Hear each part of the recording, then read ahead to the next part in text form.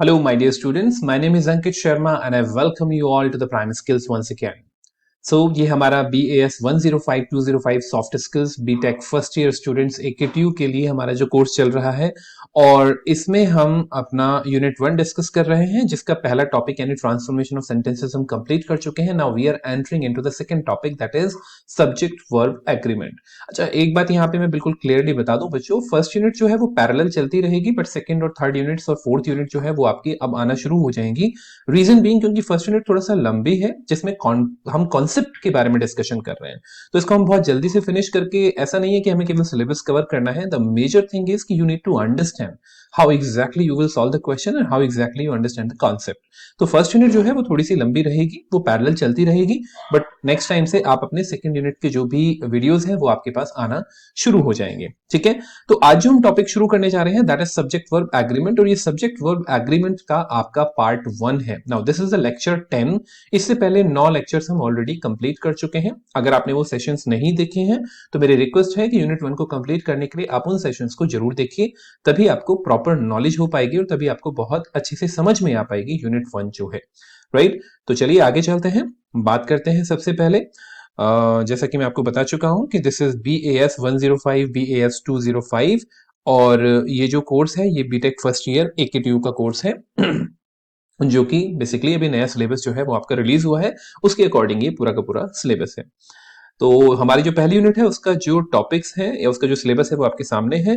हमने यहाँ पे transformation of sentences, simple, compound and complex, ये सब हम कंप्लीट कर चुके हैं. अब जो हमारा चल रहा है वो चल रहा है बच्चों सब्जेक्ट वर्ब एग्रीमेंट, और इसको हम कंप्लीट करेंगे. ये एक बहुत अच्छा टॉपिक है जो कि आपको ग्रामेटिकली स्ट्रांग बनाता है, तो आप कोशिश कीजिएगा कि आप इस वीडियो को बहुत ध्यान से देखें और प्रैक्टिस करें जिससे कि आपको समझ में आ जाए कि सब्जेक्ट और वर्ब के एग्रीमेंट का मतलब क्या होता है. ठीक है, so what we learned in the previous sessions, जो प्रीवियस सेशंस थे उनमें हमने फ्रेजेस के बारे में डिस्कशन किया, क्लॉजेस, टाइप्स ऑफ क्लॉजेस हमने पढ़े, सिंपल, कंपाउंड, कॉम्प्लेक्स सेंटेंसेस हमने पढ़े, then simple to compound transformation, compound to simple, simple to complex, complex to simple, and then compound to complex and complex to compound हमने transformation पढ़ा. तो ये सारी चीजें हम ऑलरेडी कंप्लीट कर चुके हैं. अगर आपने वो वीडियोस नहीं देखी हैं, मेक श्योर कि आप उन वीडियोस को जरूर देखें. अब जो हमारा टॉपिक शुरू हो रहा है that is subject verb agreement. तो चलिए आगे चलते हैं और इस सब्जेक्ट वर्ब एग्रीमेंट को समझने की कोशिश करते हैं. बट इससे पहले अगर आपने इस चैनल को अभी भी सब्सक्राइब नहीं किया है, so my request is, first of all, please do subscribe the channel so that you can keep on getting the notifications of all the videos which I am posting. So I am not only posting the videos related to your course curriculum, I am also posting the videos related to soft skills, your personality development, your communication skills, your English spoken English, your vocabulary. So there are a lot of beautiful and amazing videos, a lot of learning stuff जो आपकी help कर सकता है एक अच्छे communicator बनने में. तो मेक श्योर कि आप जो आपका चैनल है द प्राइम स्किल्स, इसको सब्सक्राइब करें, लोगों के साथ शेयर करें जिससे कि maximum people can be benefited and you too can keep on getting the notification. So please do press the bell icon too. Okay, let's move further and first of all let's start from the very first topic and that is called syntax. सबसे पहले syntax को समझने की कोशिश कीजिएगा कि syntax क्या होता है बच्चों. तो सिंटेक्स का मतलब होता है the way words and expressions are combined into clauses and sentences. जिस तरीके से आपके सेंटेंस में आपके वर्ड्स और क्लॉजेस अरेंज होते हैं या फिर आपके जो एक्सप्रेशंस हैं वो कंबाइन होते हैं, वही बेसिकली सिंटेक्स कहलाता है. तो अगर हम सिंटेक्स की बात करें बच्चों, तो सिंटेक्स को हम दो पार्ट में तोड़ सकते हैं. सिंटेक्स में हम दो चीजों की बातें करते हैं generally. Number 1 is the agreement and number 2 is the word order. Word order का मतलब है कि आपका कौन सा वर्ड पहले आता है, कौन सा वर्ड बाद में आता है, उन वर्ड्स का जो ऑर्डर होता है वो बेसिकली सिंटेक्स कहलाता है. और दूसरी चीज विच इज एग्रीमेंट, जिसके बारे में हम आज बात करने वाले हैं, which is called subject verb agreement. मतलब आपका सब्जेक्ट और वर्ब एक दूसरे के एग्रीमेंट में होने चाहिए. ठीक है, तो हम सब्जेक्ट वर्ब एग्रीमेंट का टॉपिक स्टार्ट करते हैं. तो सबसे पहले तो ये समझ लीजिए कि सब्जेक्ट वर्ब एग्रीमेंट, जिसको कि सब्जेक्ट वर्ब कॉन्कॉर्ड भी बोला जाता है, इन दोनों का मतलब या इस टर्म का मतलब क्या है. इस टर्म का मतलब है the verb must agree with its subject in number, person and tense. आपकी जो वर्ब है वो आपके सब्जेक्ट के साथ हमेशा एग्री करनी चाहिए या फिर हमेशा उसके अकॉर्डिंग ही होनी चाहिए in with reference to number, person and tense, यानी जिस टेंस का सब्जेक्ट है, जिस नंबर का सब्जेक्ट है, जिस पर्सन का सब्जेक्ट है, उसके हिसाब से वर्ब होनी चाहिए। जिस टेंस में वर्ब है उस हिसाब से सब्जेक्ट होना चाहिए, या जिस टेंस में आप सब्जेक्ट यूज कर रहे हैं उस हिसाब का आपका वर्ब होना चाहिए। तो ये तीनों चीजें मैच होनी चाहिए। अगर ये तीनों चीजों में से एक भी चीज मैच नहीं हो रही है तो सब्जेक्ट और वर्ब का एग्रीमेंट नहीं होगा। ये आप अभी देखेंगे, ठीक है। अब यहाँ पे पहले क्लैरिटी ले लीजिए कि नंबर, पर्सन और टेंस क्या है। तो नंबर क्या होता है? नंबर बेसिकली आपका हिंदी में आप इसको एक तरीके से ये समझ लीजिए कि वचन बोलते हैं, राइट। तो सिंगुलर एंड प्लूरल, प्लूरल दो आपके नंबर्स होते हैं। अगर आप एक व्यक्ति, एक ऑब्जेक्ट, किसी भी एक चीज के बारे में बात कर रहे हैं दैट इज कॉल्ड सिंगुलर, लेकिन अगर आप एक से ज्यादा चीजों के बारे में बात कर रहे हैं that is called plural, right. तो number is called singular and plural. Now there are person. Person आपके इंग्लिश में तीन पर्सन बेसिकली होते हैं। One is the first person, second person and third person. First person में भी singular plural दो होते हैं। तो फर्स्ट पर्सन का सिंगुलर जो होता है वो आई होता है, and first person plural is called we. इसी तरीके से सेकंड पर्सन में यू होता है, जो कि सिंगुलर और प्लूरल दोनों कंडीशंस में यूज किया जाता है। थर्ड पर्सन में आपका he, she, it can be the singular और any other noun which is a singular noun, and then they can be a plural which is again the third person only, ठीक है। तो first, second, third person का division इस तरीके से होता है। अब अगर हम बात करें सब्जेक्ट वर्ब एग्रीमेंट के कार्डिनल रूल, यानी सबसे फंडामेंटल रूल क्या है जो कि पूरे सब्जेक्ट वर्ब एग्रीमेंट में कभी चेंज नहीं हो सकता, वो क्या होता है? Singular subject take singular verb and plural subject takes plural verb. That is as simple as that. आपको सिर्फ कंफ्यूजन कहां हो सकता है कि भाई यहाँ पे सिंगुलर कौन है, प्लूरल कौन है। आपको ये पहचानने में परेशानी होगी कि सिंगुलर किसको माने, प्लूरल किसको माने। यहाँ पे बहुत सारे एक्सेप्शंस भी आपको देखने के लिए मिलेंगे, बट आपको इस चीज में कभी कोई परेशानी नहीं होगी। कभी भी सिंगुलर के साथ प्लूरल वर्ब नहीं आएगी और प्लूरल के साथ सिंगुलर वर्ब नहीं आएगी। तो सिंगुलर के साथ सिंगुलर वर्ब आएगी और प्लूरल के साथ प्लूरल वर्ब आएगी। That is the cardinal principle और द फंडामेंटल रूल जो आपको हमेशा दिमाग में रखना है, ठीक है। या अगर आप इस रूल को हमेशा याद रखते हैं तो समझ लीजिए कि आपको पता है कि सब्जेक्ट वर्ब एग्रीमेंट क्या है। लेकिन सब्जेक्ट्स को पहचानना कि वो सिंगुलर कौन है, प्लूरल कौन है, वो चीज हम यहाँ पे पूरा डिस्कस करेंगे। वही चीज हमें डिस्कस करनी है और वही उसी में बेसिकली टेक्निकलिटी है, ठीक है। तो अब जैसे अगर आप फर्स्ट पर्सन में देखें तो फर्स्ट पर्सन में आई सिंगुलर है, तो सिंगुलर के साथ आप एम, हैव, डू यूज कर सकते हैं। देखिए बेसिकली ऑक्सिलरी वर्ब आपकी बी, हैव, डू टाइप की होती है। अभी नेक्स्ट स्लाइड में हम देखेंगे ऑक्सिलरी वर्ब क्या होती है। तो अगर आप आई यूज कर रहे हैं तो आई के साथ एम यूज करेंगे, हैव यूज कर मतलब हैव के टर्म में हैव यूज करेंगे और डू के टर्म में डू यूज करेंगे। वी के साथ आप आर, हैव और डू यूज कर सकते हैं। यू के साथ आर, हैव और डू यूज कर सकते हैं। थर्ड पर्सन सिंगुलर्स के लिए आप इज यूज कर सकते हैं, एंड थर्ड पर्सन प्लूरल के लिए आप आर यूज कर सकते हैं। So there are different different यहाँ पे आपको वैरायटी दिखाई गई है कि किस तरीके से सिंगुलर के साथ सिंगुलर वर्ब लगती है और प्लूरल के साथ आपकी प्लूरल वर्ब लगती है। लेकिन सब्जेक्ट केवल ये नहीं होते। Most of the times you are not able to identify the subject even. तो सब्जेक्ट को आइडेंटिफाई करना, सब्जेक्ट के डिटरमाइनर्स को आइडेंटिफाई करना, सब्जेक्ट के एडजेक्टिव्स को आइडेंटिफाई करना और उनके हिसाब से वर्ब को क्वांटिफाई करना, वर्ब को वहां पे लगाना, दैट इज द टास्क जो हमें करना है, ठीक है। तो आगे देखते हैं। एडिशनल इंफॉर्मेशन यहाँ पे समझ लीजिए। पहले मैंने आपको बोला था कि ऑक्सिलरी वर्ब के बारे में मैं आपको थोड़ा सा बता दूं। वर्ब जनरली दो तरह की होती है बच्चों, होती तो और भी तरह की है, बट दो तरह की वर्ब हम मेजरली देखते हैं। एक होती है मेन वर्ब और एक होती है ऑक्सिलरी वर्ब। मेन वर्ब वो होती है जो मेन फंक्शन करती है सेंटेंस में। ऑक्सिलरी वर्ब मेन वर्ब को सपोर्ट करने का काम करती है। तो ऑक्सिलरी वर्ब बेसिकली दो तरह की होती है। नंबर वन, तो ऑक्सिलरी वर्ब क्या है? Used with main verb to express main verb's tense, mood and voice, right. Main verb का टेंस, मूड और वॉइस बताने के लिए आप ऑक्सिलरी वर्ब को यूज करते हैं। टेंस मतलब प्रेजेंट की बात हो रही है, पास्ट की बात हो रही है कि फ्यूचर की बात हो रही है। प्रेजेंट होगा तो इज आर एम यूज करते हैं, पास्ट होता है तो वॉज वर यूज करते हैं, फ्यूचर होता है तो शैल विल यूज करते हैं। यहां से आपको टेंस पता लगता है, पास्ट की बात हो रही है, प्रेजेंट की फ्यूचर की। मूड का मतलब अफर्मेटिव है, नेगेटिव है, इंटेरोगेटिव है, ये आप हेल्पिंग वर्ब से ही पता लगा सकते हैं ऑक्सिलरी वर्ब से। वॉइस का मतलब एक्टिव वॉइस है, पैसिव वॉइस है, इस तरीके से भी आप बता सकते हैं ऑक्सिलरी वर्ब का हेल्प करके, यूज करके। अब ऑक्सिलरी वर्ब बेसिकली आपकी दो तरह की होती हैं। First verb is be, have, do. Be और हैव और डू की डिफरेंट डिफरेंट फॉर्म्स को आप जब चेंज करते हैं तो आपकी ऑक्सिलरी वर्ब्स बनती हैं। तो जैसे बी की डिफरेंट फॉर्म क्या होती हैं? Is, are, am, was, were, being, been, ये सारी बी की फॉर्म्स हैं। हैव की फॉर्म हैज, हैव, हैड होती हैं और डू की फॉर्म डू, डज, डिड होती हैं, ठीक है। इनको आप यूज कर सकते हैं। Number two is the modal auxiliary verb. Modal auxiliary verb क्या होती है? Use to alter the meaning of other words and never change their form. जो आपकी दूसरी वर्ब्स होती हैं, मेन वर्ब्स, उनके मीनिंग को थोड़ा सा ऑल्टर करने के लिए आप मॉडल ऑक्सिलरी वर्ब यूज करते हैं। ठीक है, ऑल्टर करने के लिए मतलब आप जहां पे रिक्वेस्ट दिखाना चाहें, या जहां पे आप कोई प्रेसिंग कंसर्न दिखाना चाहें, या जहां पे आप कोई परमिशन लेना चाहें, तो वो ऑल्टरेशन जो होता है मीनिंग में, वो बेसिकली मॉडल ऑक्सिलरी वर्ब की हेल्प से होता है। ठीक है, कौन कौन सी होती है modal auxiliary verb? Can, could, may, might, shall, should, must, will, would और टू, एटसेट्रा। राइट, तो और ज्यादा डिटेल में हम यहाँ पे नहीं जा रहे हैं, बट आपको ये बात पता होनी चाहिए कि आपके दो तरह की ऑक्सिलरी वर्ब होती हैं। क्योंकि ऑक्सिलरी वर्ब वर्ड यूज हुआ था, इसीलिए मैंने इसको एक्सप्लेन किया है यहाँ पे। आगे चलते हैं बच्चों वापस से सब्जेक्ट वर्ब एग्रीमेंट में। तो कार्डिनल रूल जो मैंने आपको बताया था कि सिंगुलर के साथ सिंगुलर और प्लूरल के साथ प्लूरल, उसके कुछ एग्जांपल यहाँ पे देख लेते हैं। जैसे आई, अगर मैं आई सब्जेक्ट यूज कर रहा हूं तो आई के साथ मेरा हेल्पिंग वर्ब क्या यूज हो रहा है? Am, I am reading a book. इसी तरीके से वी, वी एक आपका फर्स्ट पर्सन प्लूरल है, तो उसके साथ हम यूज कर रहे हैं are, we are studying. Are you coming home? Are you, right, तो यू के हिसाब से यहाँ पे जो हेल्पिंग वर्ब यूज हो रही है वो है आर। ही के साथ हैज, अगर प्लूरल होता तो हम उसको हैव यूज करते, राइट। दे डू नॉट, दे के साथ डू, क्योंकि प्रेजेंट इंडेफिनिट में अभी आप नेक्स्ट स्लाइड पे टेंसेस के बारे में भी थोड़ा सा सीखेंगे।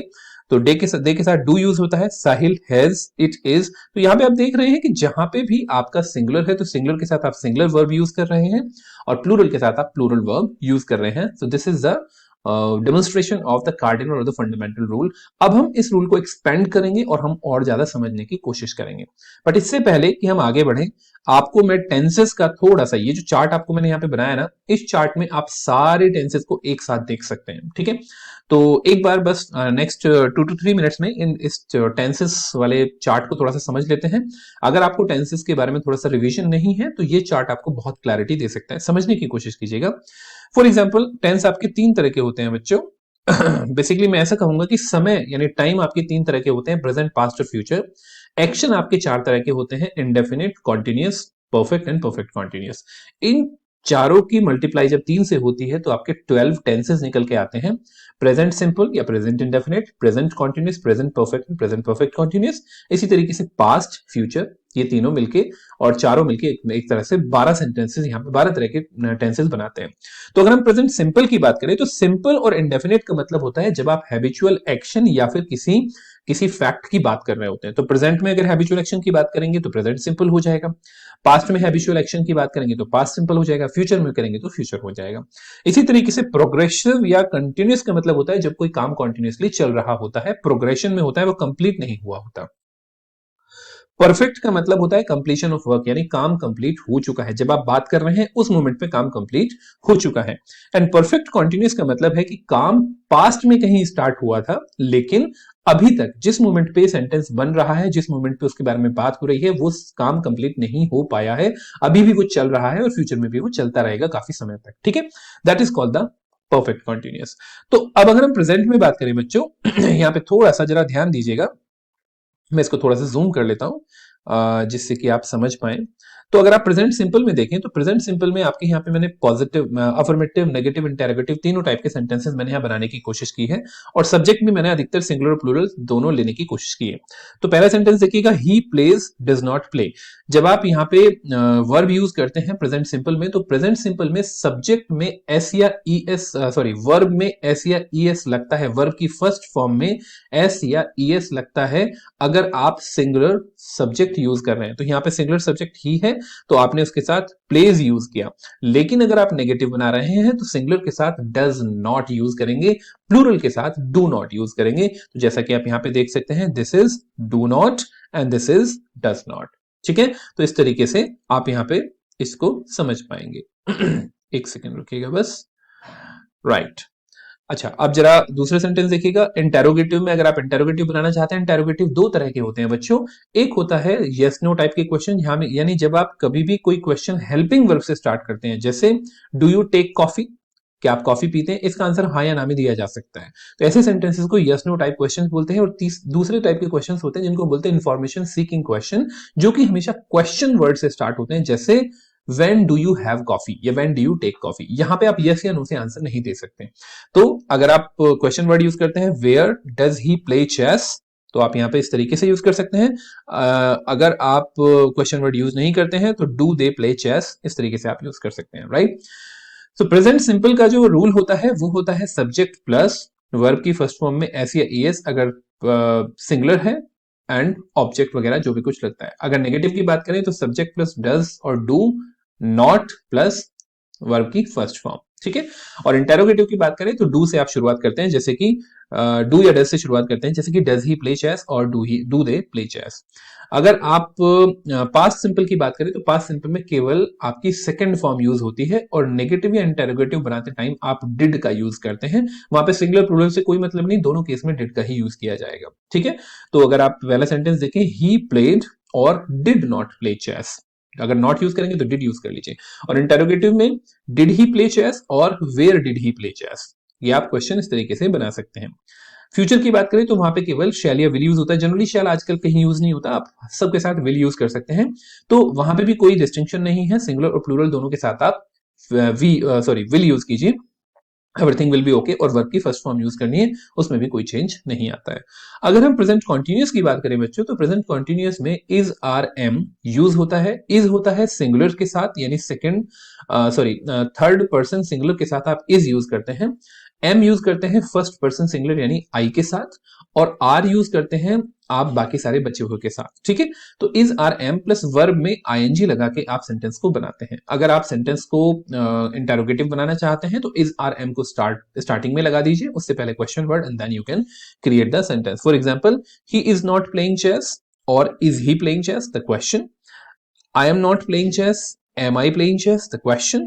And then they are not playing chess. Are they playing chess? तो यहाँ पे हमने हर तरह के सेंटेंस बनाए।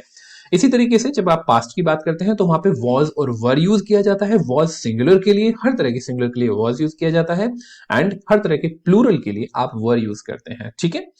जैसे कि was he not, he was playing chess, he was not playing chess, was he playing chess? तो इस तरीके से आप इसको बना सकते हैं। और they were not playing chess और were they playing chess, इस तरह से आप इंटरोगेटिव बना सकते हैं।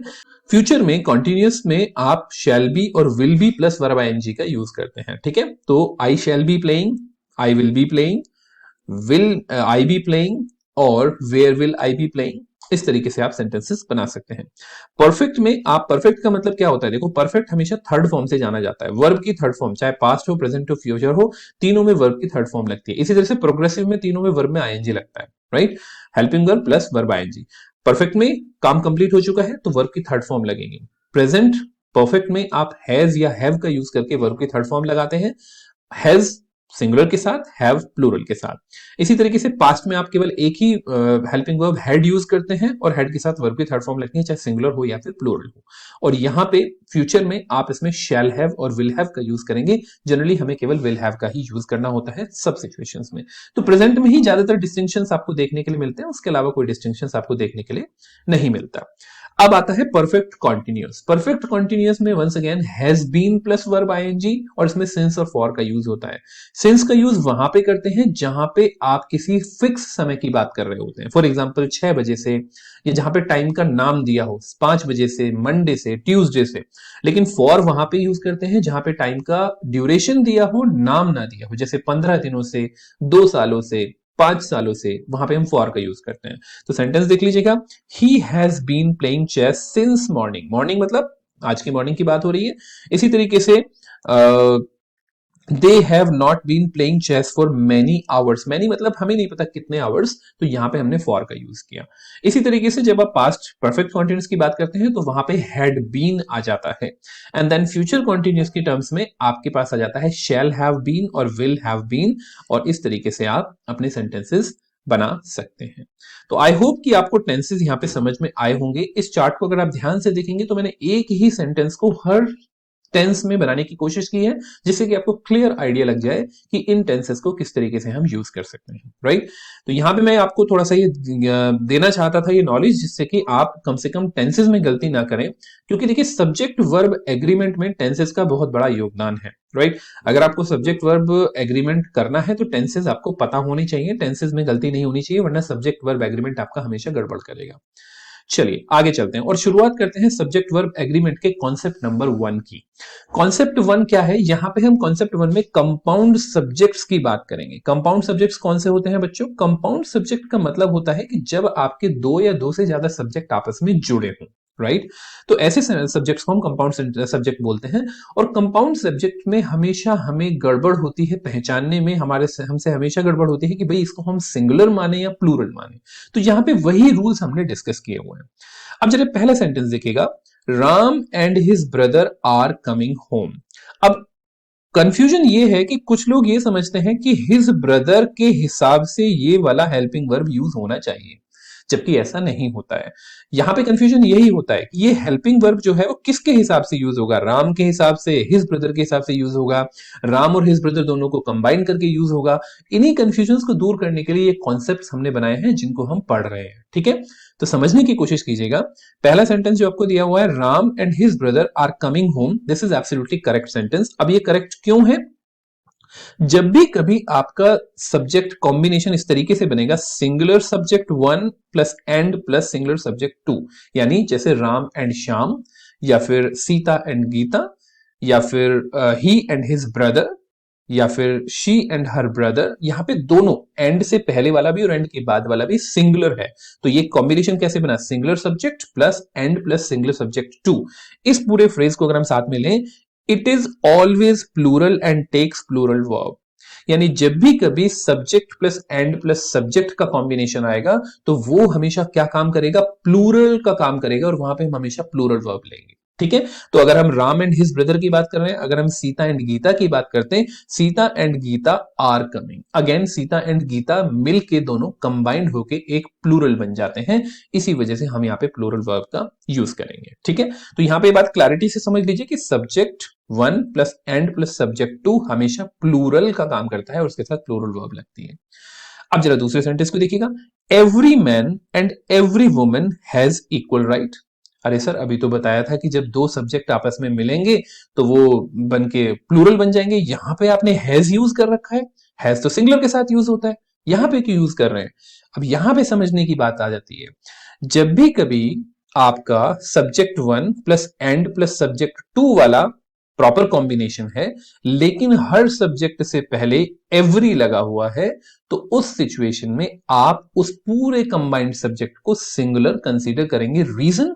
क्योंकि एवरी का मतलब होता है केवल एक व्यक्ति, आप एवरी इंडिविजुअल की बात कर रहे हैं। तो जब आप कभी केवल एक व्यक्ति का कॉम्बिनेशन लेके चल रहे हैं या फिर किसी एक व्यक्ति की बात कर रहे होते हैं, उस सिचुएशन में आप उसको सिंगुलर ही मान के चलते हैं। तो आपको रूल यहां पे क्या याद रखना है?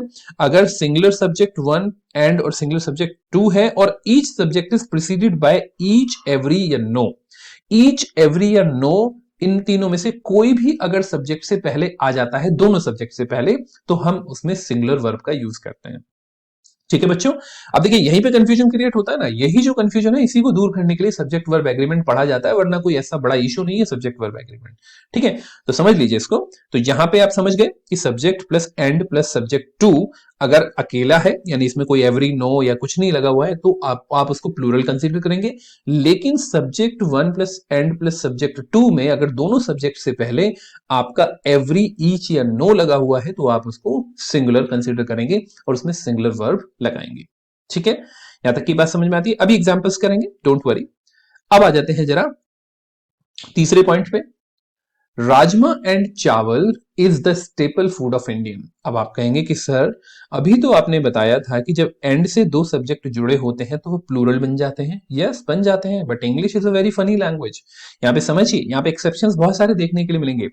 जब कभी भी दो ऑब्जेक्ट्स या दो सब्जेक्ट्स आपस में एंड से जुड़े हों और वो कॉम्बिनेशन किसी एक ही चीज की तरफ इशारा कर रहा हो, तो आप hमेशा उसके लिए सिंगुलर वर्ब यूज करते हैं।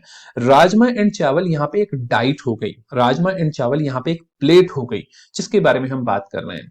तो इसी तरीके से हम चपाती एंड दाल भी कह सकते हैं। Dal and chapati is the staple food. Staple food का मतलब होता है जिसके ऊपर पूरी तरीके से व्यक्ति निर्भर होता है। तो राजमा एंड चावल is the staple food of Indians. इसी तरीके से हम बोल सकते हैं chole and bhature is the staple food of Indians. Chole and bhature हालांकि दो अलग अलग चीजें हैं, लेकिन हम उन दोनों को साथ में लेके बात कर रहे हैं। वो एक ही डाइट की बात हो रही है। जब दो चीजें मिलके एक ही चीज को रिप्रेजेंट करें तो वो कहलाता है आपका एक सिंगुलर का सेंस देता है, तो वहां पे वर्ब भी सिंगुलर ही यूज होगी। तो यहाँ पे जो इज है वो ना तो चावल के लिए यूज हो रहा है ना राजमा के लिए, वो पूरे राजमा एंड चावल के लिए आप इज यूज कर रहे हैं। सो राजमा एंड चावल इज अ डाइट हियर। ठीक है, तो जब दो ऑब्जेक्ट या दो सब्जेक्ट्स मिलके बेसिकली एक चीज का सेंस देते हो तो वो वहां पे हम सिंगुलर ही वर्ब यूज करते हैं। नेक्स्ट देखिएगा, रवि और सुरेश। अब ध्यान से सुनिएगा, जब भी दो सब्जेक्ट्स आपके और से जुड़े होंगे, और राइट, दिस इज द और, जब भी दो सब्जेक्ट्स आपके और से जुड़े होंगे वो हमेशा सिंगुलर कंसीडर किए जाएंगे, राइट। सो रवि और Suresh is responsible for this act. ठीक है, चलिए आगे चलते हैं। नेक्स्ट इज, अगर आपके दो सेम सब्जेक्ट आफ्टर शब्द से जुड़े हों, आफ्टर प्रपोजिशन से जुड़े हों, तो उस सिचुएशन में आपको हमेशा सिंगुलर यूज करना है। जैसे ship after ship is sailing by, ship after ship is sailing by. वैसे तो आफ्टर लिखा है यहाँ पे, और भी प्रपोजिशंस हो सकते हैं, बट हम यहाँ पे केवल यही ले रहे हैं जो सबसे ज्यादा पॉपुलर होता है, यानी जहाज के बाद जहाज जा रहे थे, राइट। यहां पे हम बात तो बहुत सारे जहाजों की कर रहे हैं, लेकिन एक बार में केवल एक ही जहाज की बात करेंगे, तो इसी वजह से शिप आफ्टर शिप के केस में हम केवल सिंगुलर वर्ब यूज करते हैं, राइट। तो अगर इस तरह से कोई भी सेंटेंस आए तो आप उसमें सिंगुलर वर्ब यूज करेंगे। Then comes I Sita am a girl from Kolkata. अब आप ये कहेंगे कि सर ये जो सीता है, सीता के हिसाब से तो यहां पे इज आना चाहिए था, लेकिन दरअसल में यहां पे सब्जेक्ट आई है, और सीता जो है वो सब्जेक्ट को केवल ऑगमेंट करने की कोशिश कर रहा है। सीता वर्ड जो है वो केवल सब्जेक्ट को एक्सप्लेन करने की कोशिश कर रहा है। तो जब कोई सब्जेक्ट को एक्सप्लेन करने की कोशिश करता है तो हम उसको बोलते हैं बच्चों अपोजिशन। तो अपोजिशन में जो भी शब्द होता है या जो भी एक्सप्लेनेशन होता है या जो भी नाउन या प्रोनाउन होता है वो कभी भी आपकी वर्ब के सिलेक्शन को इंपैक्ट नहीं करता। तो आई कॉमा सीता, अब ये जो कॉमा के बीच में जो सीता है इससे कोई फर्क नहीं पड़ेगा कि आपका हेल्पिंग वर्ब क्या है। तो हेल्पिंग वर्ब हमेशा मेन सब्जेक्ट के हिसाब से ही लगाया जाएगा, आई एम। ठीक है, I Sita am a girl from Kolkata. ठीक है, क्योंकि सीता एपोजिशन में है तो उस एपोजिशन का आपकी हेल्पिंग वर्ब के डिसीजन लेने में कोई फर्क नहीं पड़ेगा, वो हेल्पिंग वर्ब को इंपैक्ट नहीं करता। ठीक है बच्चों, क्योंकि मेन सब्जेक्ट यहां पे आई है। Getting my point? Okay, so exercise आती है। अभी तक जो भी आपने पढ़ा उस एक्सरसाइज के बेसिस पे जितने भी रूल आपने पढ़े, मैं हर 4-5 रूल्स के बाद आपको एक्सरसाइज लेके आऊंगा जिससे कि आप फटाफट से प्रैक्टिस कर पाए। ठीक है, so my request is please pause the video and just give yourself 5 to 10 minutes and please correct the incorrect statements here. Okay? अगर आप नहीं करेंगे तो अगेन समझ में नहीं आएगा। Please understand, subject verb agreement में काफी सारे रूल्स होते हैं, आप केवल उनको तभी समझ पाएंगे जब आप उनकी प्रैक्टिस प्रॉपर तरीके से करते रहेंगे। तो चलिए, आई होप कि आपने वीडियो को पॉज किया होगा। शुरू करते हैं और देखते हैं कि इसमें क्या गलती है, कहां पे हम इसको चेंज कर सकते हैं। तो सबसे पहले सेंटेंस देखिएगा, slow and steady win the race. मैंने आपको क्या बताया था, slow and steady win the race, लेकिन यहां पे स्लो एंड स्टेडी जो है वो केवल एक ही व्यक्ति को रिप्रेजेंट कर रहा है, एक ही व्यक्ति को रिप्रेजेंट कर रहा है जो कि स्लो एंड स्टेडी दोनों जिसके अंदर क्वालिटी पाई जाती हो। तो यहां पे विन की जगह आप लगाएंगे बच्चों क्या, विंस द रेस। ओके, तो slow and steady wins the race. जब भी दो सब्जेक्ट एंड से जुड़े हों लेकिन एक ही चीज की तरफ इशारा कर रहे हो तो वो हमेशा सिंगुलर कंसीडर किया जाता है। नंबर 2, टॉम और मैरी, और आते ही सब्जेक्ट आपका क्या हो जाता है, सिंगुलर। तो टॉम और मैरी, यहां पे आर की जगह आप यूज करेंगे इज। टॉम और Mary is now ready.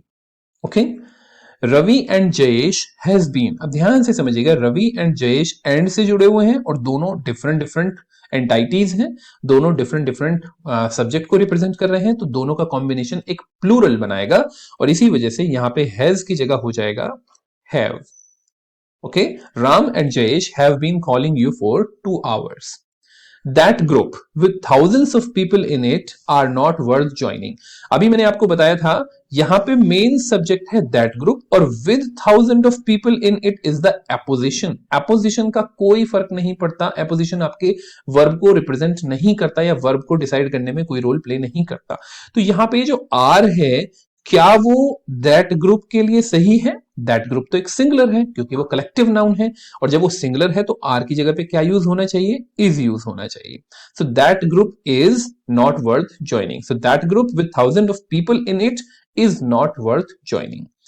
Fifth sentence देखिएगा, I your brother and her son is an honest man. Again your brother and her son is apposition जो कि आई को थोड़ा सा डेमोन्स्ट्रेट करने की कोशिश कर रहा है, एक्सपेंड करने की कोशिश कर रहा है, but the major subject is I here. तो आई सब्जेक्ट के हिसाब से वर्ब क्या बनेगा? इज तो नहीं बनता, क्या बनता है? एम बनता है, right? So I your brother and her son am an honest man. Okay, book after book were being solved. मैंने आपको बताया था कि अगर दो सब्जेक्ट्स के बीच में आफ्टर यूज हुआ है तो वो हमेशा सिंगुलर का काम करता है। तो बुक आफ्टर बुक वर की जगह आप यूज करेंगे was being sold. Bread and butter are the first priority of every single individual. अब bread and butter हालांकि end से जुड़े हुए हैं लेकिन bread and butter बेसिकली एक ही एंटाइटी को रिप्रेजेंट करता है जिसको हम बोलते हैं हमारा रोटी। हिंदी में बोलते हैं ना रोटी कपड़ा और मकान सभी की आवश्यकता है। तो ब्रेड एंड बटर बेसिकली रोटी कपड़ा और मकान या फिर खाने पीने की चीजें के लिए ही यूज होता है। तो ब्रेड एंड बटर का हिंदी में मीनिंग होता है आजीविका, राइट? तो ब्रेड एंड बटर एक ही चीज को सेंस कर रहा है, एक ही चीज की तरफ इशारा कर रहा है, तो आर यहां पे यूज ना करके हम यहां पे यूज करेंगे is. Bread and butter is the first priority of every single individual. इसी तरीके से 9th देखिएगा, no man and women are fully prepared for upcoming challenges. मैंने आपको क्या बताया था, जब भी कभी दो सब्जेक्ट्स एंड से जुड़े हो उनसे पहले अगर ईच एवरी या नो जुड़ जाए तो वो सिंगुलर का काम करते हैं। तो नो मैन, यहां पे नो छुपा हुआ है, वुमेन से पहले भी नो है लेकिन वो छिपा हुआ है। So no man and women is, are की जगह आप यूज करेंगे is. Each boy and girl are to deliver a speech. Again, each लगा हुआ है बॉय से पहले और गर्ल से पहले का छिपा हुआ है, तो हम इसको बोल सकते हैं each boy and girl। Are की जगह आप यहां पे यूज करेंगे singular, right? He, his friend or his brother are responsible for the entire, अच्छा sorry, so his friend or his brother are responsible for the entire episode, right? तो वो या तो उसका दोस्त या उसका भाई, अब जब और लग गया चाहे कितने भी आप वहां पे सब्जेक्ट लगा दीजिए लेकिन और लगते ही वो सब्जेक्ट वहां पे सिंगल हो जाते हैं, तो आर की जगह आप यहां पे यूज करेंगे बच्चों इज, ठीक है? ही, हिज फ्रेंड और his brother is responsible for the entire episode. Getting my point? So I hope आपने ये एक्सरसाइज कंप्लीट की होगी। अब जरा आगे चलते हैं बच्चों और डिस्कस करते हैं कॉन्सेप्ट नंबर 2। कॉन्सेप्ट नंबर 2 किसके बारे में है? जब हम बात करते हैं many, both, several, each, every, right? इनके केसेस में जनरली हम लोग कंफ्यूज रहते हैं कि सब्जेक्ट के साथ वर्ब कौन सा यूज होगा। तो अब जैसे एग्जांपल देखिएगा, many people are present today, right? यहां पे तो क्लैरिटी है, कोई प्रॉब्लम नहीं है कि भाई मैनी है तो मैनी के साथ हमने आर लगा दिया। मैनी अ मैन, अब यहां कंफ्यूजन है, मैनी के हिसाब से वर्ब लगाऊं कि अ मैन के हिसाब से वर्ब लगाऊं, ठीक है? तो अब बस वही चीज आपको याद रखनी है कि मैनी अ मैन के साथ आप सिंगुलर वर्ब यूज कर रहे हैं। And then each student, student है बहुत सारे हैं और उसमें ईच स्टूडेंट की हम बात कर रहे हैं, तो हम कैसे बोलेंगे? हम उसको सिंगुलर यूज की तरह यूज करेंगे। एवरी प्लेयर, एवरी का मतलब आप भाई सारे प्लेयर्स की बात कर रहे हैं लेकिन एवरी प्लेयर होते हुए भी यहां पे सिंगुलर यूज हो रहा है। तो यही चीज हमें समझनी है कि अगर आप इसका एक रूल देखें तो रूल क्या है, यहां पे समझिएगा जरा। ओके, तो अगर मैनी, बोथ, सेवरल और अ फ्यू ये यूज कर रहे हैं तो इनके साथ हमेशा आने वाला सब्जेक्ट प्लूरल ही होगा और वर्ब भी हमेशा प्लूरल ही होगी, ठीक है? Many, both, several, a few, ठीक है? तो अगर ये इनमें से कोई भी आ रहा है तो इनके साथ आने वाली वर्ब भी प्लूरल होगी और ये खुद भी अपने आप ही प्लूरल सब्जेक्ट की तरह बिहेव करेंगे। ईच, एवरी और many a, each, every and many a, इन तीनों में से अगर कोई भी यूज हो रहा है तो वो हमेशा सिंगुलर काउंटेबल नाउन की तरह बिहेव करेगा। और मतलब सॉरी, सिंगुलर काउंटेबल नाउन अगर उसके बाद आ रहा है तो वो बेसिकली आप सिंगुलर वर्ब उसको यूज करेंगे वहां पे। ठीक है, तो चलिए एग्जांपल देखते हैं। जैसे मैनी है तो मैनी के साथ हमेशा ऑलवेज प्लूरल सब्जेक्ट आता है, तो मैनी के साथ पीपल आ रहा है। और अगर प्लूरल सब्जेक्ट आ रहा है मैनी के साथ तो ऑब्वियस सी बात है वो क्या बनेगा, मैनी पीपल अपने आप में प्लूरल बन जाएगा। इसी तरीके से ईच को देखिएगा, ईच स्टूडेंट, ईच के बाद हमेशा क्या आता है, ऑलवेज सिंगुलर काउंटेबल नाउन आता है उसके बाद। तो ईच के बाद आपका स्टूडेंट या ईच प्लेयर आ रहा है तो ऑब्वियस सी बात है आप इसमें सिंगुलर वर्ब यूज करेंगे। ठीक है, तो many, both, several and few, इनके साथ आप प्लूरल वर्ब यूज करेंगे। ईच, एवरी और मैनी अ के साथ आप सिंगुलर यूज करेंगे। ठीक है, नेक्स्ट कॉन्सेप्ट नंबर 3 देखते हैं, जो बताता है हमें ऑल एंड सम के बारे में। ऑल और सम आ रहे हैं तो हम किस तरीके से सेंटेंसेस को बनाएंगे। तो अगर देखिए ऑल और सम के साथ अगर आपका काउंटेबल नाउन आ रहा है तो आप उसे प्लूरल बनाएंगे। देखिए काउंटेबल का मतलब जिनको आप गिनती कर सकते हैं। ऑल और सम के साथ अगर अनकाउंटेबल नाउन आ रहा है तो आप सिंगुलर वर्ब का यूज करेंगे। Very important. ठीक है, अभी आप देखेंगे। इसी तरीके से all when give sense of everything, जब all से आपको हर चीज का, पूरी सारी चीजों का एक अनुभव हो रहा हो या फिर सारी चीजों का सेंस मिल रहा हो तो आप वहां पे सिंगुलर यूज करेंगे, क्योंकि सारी को आप काउंट नहीं कर सकते, वो अनकाउंटेबल की कैटेगरी में आ जाएगा। और all when give sense of number of people और ऑब्जेक्ट तो वहां पे आपको प्लूरल हो जाएगा, जब ऑल के साथ आपको ऐसा महसूस हो रहा हो कि आप नंबर ऑफ पीपल की बात कर रहे हैं। अब एग्जाम्पल के थ्रू समझ लीजिए। जैसे पहला सेंटेंस देखिएगा, ऑल और some animal are not non vegetarian. अब यहां पे एनिमल्स की बात हो रही है तो ये काउंटेबल है, तो जब काउंटेबल होता है तो हम क्या करते हैं, प्लूरल वर्ब यूज करते हैं, इसीलिए हमने आर यूज किया। इसी तरीके से ऑल और some milk is in the fridge. अब मिल्क जो है वो अनकाउंटेबल है, तो ऑल के साथ जब भी अनकाउंटेबल यूज होगा तो हम क्या यूज करेंगे, सिंगुलर वर्ब, इसीलिए हमने इज यूज किया।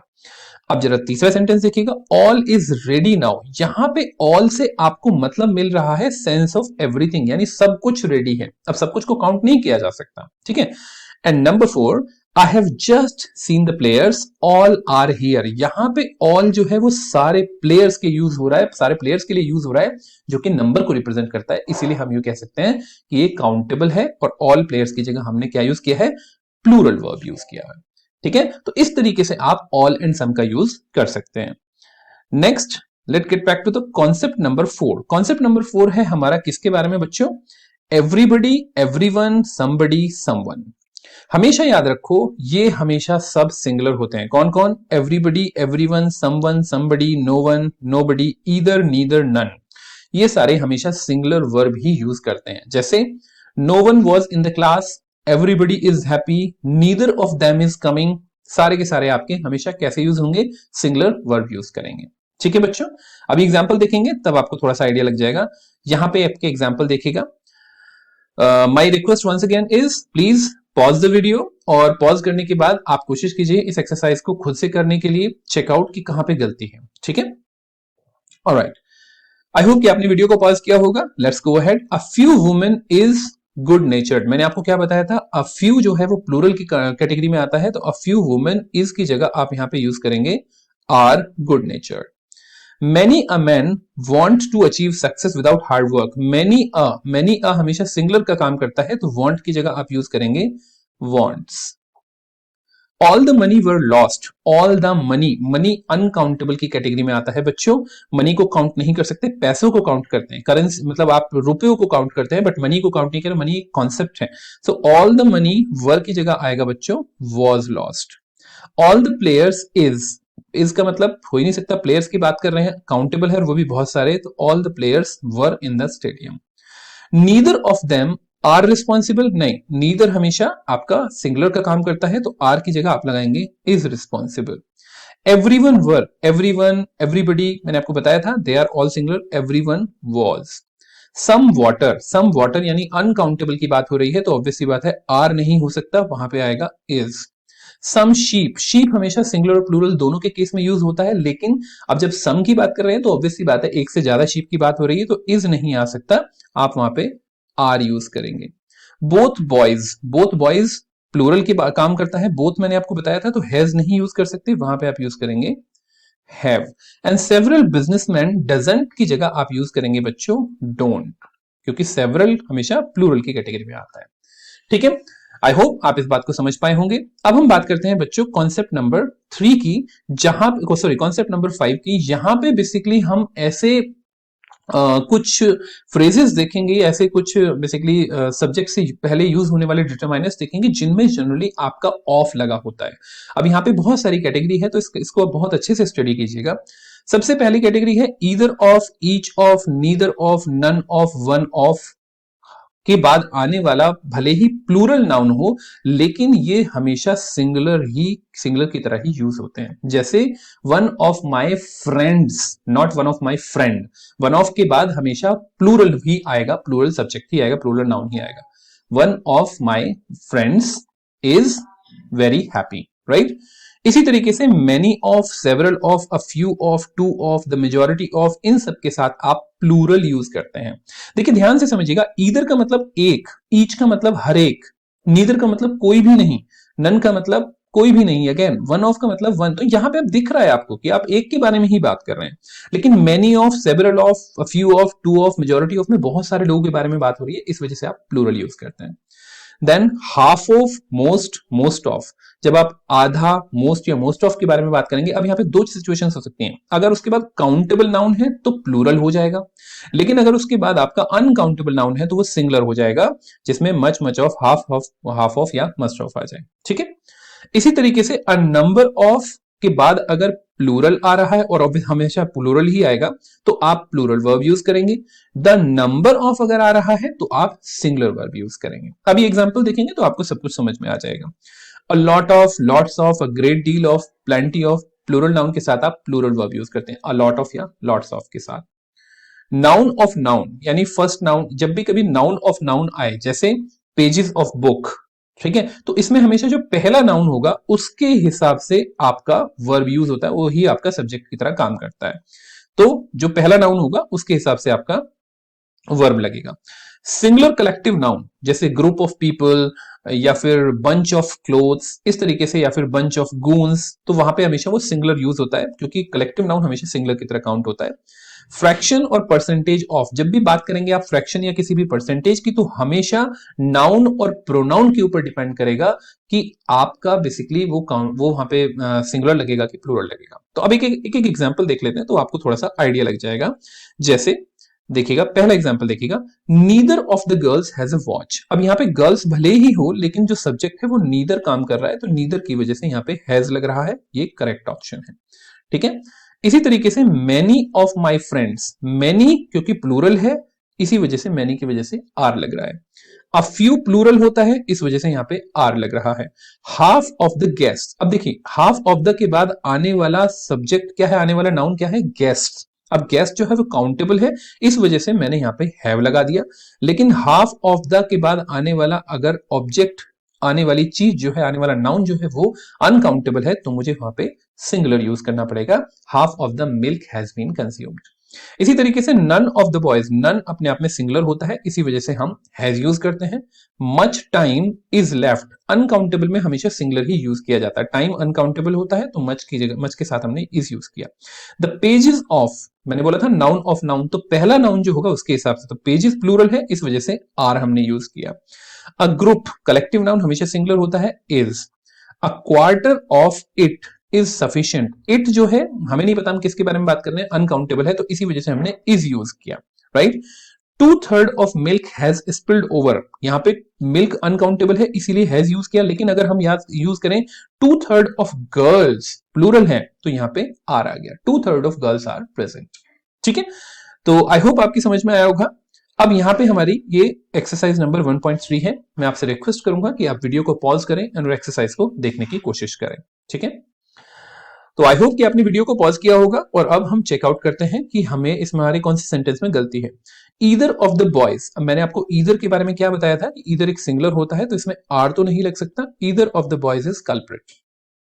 हाफ ऑफ द बास्केट, अब यहाँ पे जो बास्केट है वो एक ही बास्केट है, अनकाउंटेबल है, एक बास्केट को कैसे काउंट करेंगे आप, ठीक है, तो half of the basket is useless, तो बेसिकली यहाँ पे कुछ भी गलती नहीं है, राइट? ये सेंटेंस बिल्कुल सही है, इसमें आर नहीं आएगा, इसमें इजी आएगा, half of the basket is useless. इस सेंटेंस में कोई गलती नहीं है, क्योंकि यहाँ पे एक ही बास्केट की आधी की बात कर रहे हैं, तो ऑब्वियसली बात है वो इजी आएगा। Most of his asset are, most of his asset, asset जो है वो अनकाउंटेबल होती है बच्चों, और अनकाउंटेबल होती है तो हम इसको सिंगुलर की तरह यूज करेंगे, आर की जगह हम यहाँ पे यूज करेंगे most of the asset is in liquid form. One of my friend, friend की स्पेलिंग गलत है, बट वैसे भी वन ऑफ माई फ्रेंड की जगह यहां पे आएगा one of my friends.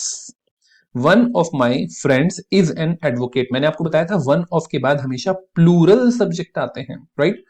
Much of his books, much of his books तो हो ही नहीं सकता, क्योंकि मच तो हमेशा केवल अनकाउंटेबल के लिए यूज होता है, बुक्स के केस में तो मैनी ऑफ आएगा।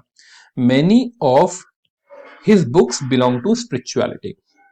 अ gang of robbers were, gang की बात हो रही है, कलेक्टिव नाउन, तो वर तो नहीं आ सकता। Gang of robber was taken into custody. The percentage of hard working student, अब देखिए द परसेंटेज जो है वो नंबर को रिप्रेजेंट करती है, एक चीज को रिप्रेजेंट करती है, तो the percentage is the subject, तो यहां पे आर की जगह यहां पे आएगा बच्चों is. The percentage of hard working student in my class is negligible, क्योंकि हम बात परसेंटेज की कर रहे हैं, स्टूडेंट्स की नहीं कर रहे। One third of this currency are fake, one third of this currency, currency uncountable है, तो यहां पे आर की जगह इज आएगा, क्योंकि अ क्वार्टर ऑफ और इन सब चीज के बाद अगर अनकाउंटेबल आता है तो हम वहां पे सिंगुलर यूज करते हैं। Half of the oranges, half of the oranges मतलब बहुत सारे ऑरेंज हैं, उनके हाफ वो भी प्लूरल ही होंगे, are green. The number of windows, अब यहां पे द नंबर की बात हो रही है, केवल एक नंबर की बात हो रही है, तो हम हमेशा इज यूज करेंगे singular. The number of Windows in this house is 10। ठीक है, तो आई होप कि आपको ये सेंटेंसेस समझ में आए होंगे। समरी, आई बिलीव कि यहां पे हमें समरी की कोई स्पेसिफिक जरूरत नहीं है। आई होप कि आपको आइडिया लग गया होगा। सो माय डियर स्टूडेंट्स, अगर आपको वीडियो पसंद आई और आपको लगता है कि आपको चीजें समझ में आ रही हैं, then my request is please subscribe the channel and please click the bell button so that you can keep on getting the notifications of all the videos which I am creating over here. Also, if you do not like anything, please make sure you comment in the comment box so that I can get what exactly you want me to do or what exactly you want the content in the video. And please share the video if you like it with your friends so that they can also be benefited. So thank you so much for watching, my dear students. I hope that you got the concept. If there is any issue or any sort of question or query or doubt, please make sure to connect with me through WhatsApp, Telegram, or the comment box only. I will definitely be available to you. So thank you so much once again. See you in the next session. Have a good day ahead.